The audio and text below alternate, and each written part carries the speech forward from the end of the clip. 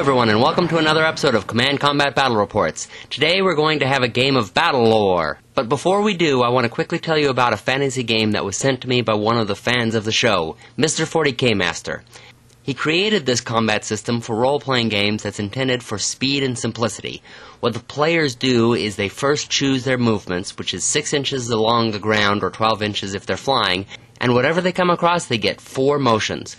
Those motions can be actions, attacks, etc. They make a counter roll against the enemy, meaning they each roll a d20, adding their skills, and if the attacker rolls higher, it's a hit. If the defender rolls higher, it's a miss.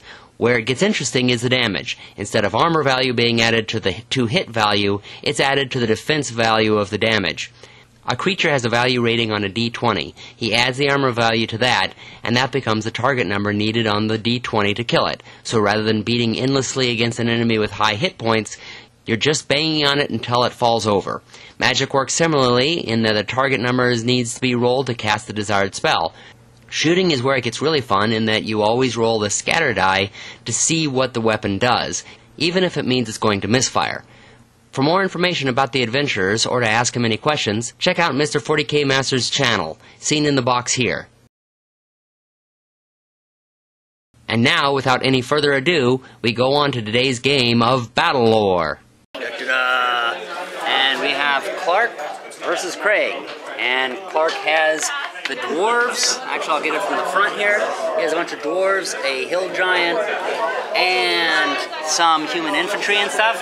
Whereas Craig has some Goblins and some Peoples. And they got a stream over here and some hills, and, well, we'll see what happens. So, the first turn went like this. The Goblin player, I'm going to call them Goblins versus Dwarves, even though it's not all Goblins or Dwarves.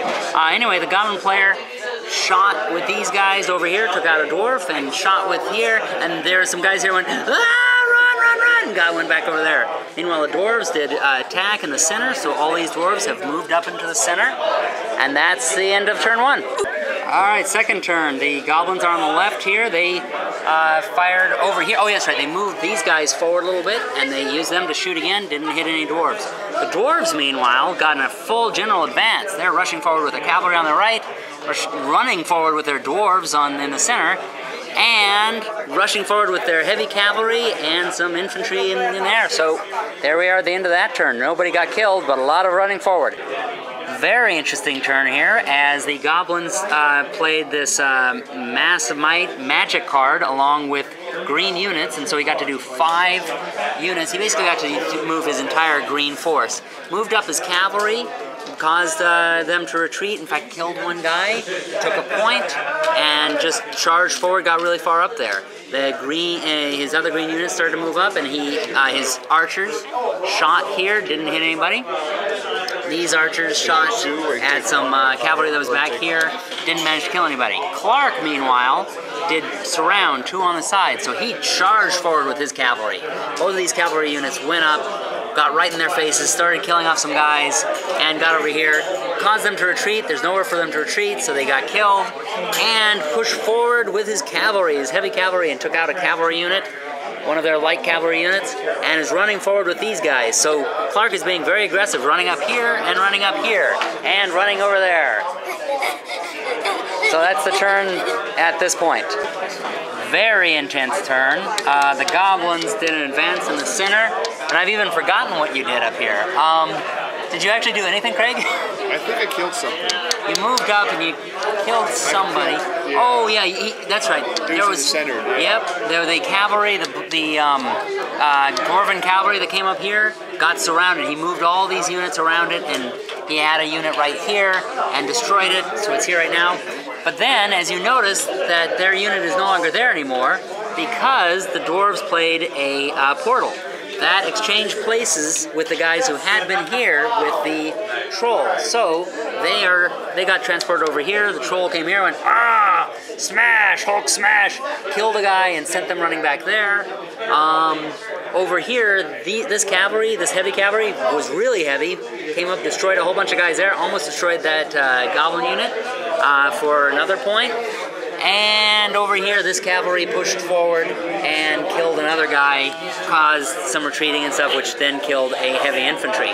So, the score now is the Dwarves have 3, The Goblins have 2. It's the first one to 6 is the winner, and that's the end of the turn. And that is the guy just super excited. And it's Craig not too happy. All right, in this turn, everything happened in the center. Craig decided he wanted to kill off this the troll here. Is it a hill troll or a hill giant? He wanted to kill the hill giant, so he rushed up and ran him behind him to get a flank attack. Didn't kill him. Got the heavy cavalry up here. Didn't kill him. That hill giant is one tough creature. Also, actually, he brought this cavalry up here, and there was an entire cavalry unit back there of Clark's, but he got him in position so that Clark couldn't retreat. Rolled 3 flags, which would have meant that Clark would have retreated, but he was in the way, so they all ran into them and got themselves a kill. So now the score is 3-3. Oh, and then Clark's turn, he moved his dwarves up, didn't quite do a lot, and attacked back with his hill giant. So that basically killed a little bit with his hill giant. And that's it. All right, well, the end of the game came along. Craig played, what is this, Enchanted Mass Might on, and that makes all of his guys stronger, and it was 2-2-2 along the way. So he started with all of his cavalry on the hill giant, just put all of his concentration on that, was sick of them, and on the last one finally took him down. So that was that point. Then what else happened over here? Maybe you could take us through it, Craig. What else did you do? Do you have something else? This one was around here, wasn't it? Yeah, there was a dwarf over here. Oh no, it was these guys that charged forward. Somewhere up here, there were these dwarves that had charged forward. I think it was still here. Oh, it was right. He was right here. Yeah, and so I think I went around with this guy and attacked him. And basically, what his strategy was, he basically ran around and always got these flank hits on everybody, thus getting the extra dice, and took out that one. And that one, basically, Clark had charged so far forward that that it was easy to envelop them. And then there was a unit up here, which he ran a green unit around there, ran the goblins around there, which is a smart thing for goblins to do. Didn't do any damage, but these guys came up, killed them off.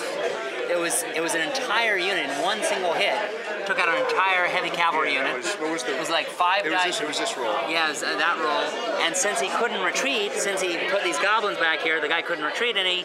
So any retreat counted as a kill, thus killing him. And that's 6 points for him, to 3 points for Clark. For the dwarves, what do you have to say about that, Clark? What do you have to say? Yay! I thought I was doomed. Yeah, we all did. We always thought that the goblins were definitely doomed, but they managed to hold it off against the dwarves and a hill giant. Well, thank you all for watching. Be sure to subscribe and watch us on CommandCombatReports.com. Happy gaming, everybody.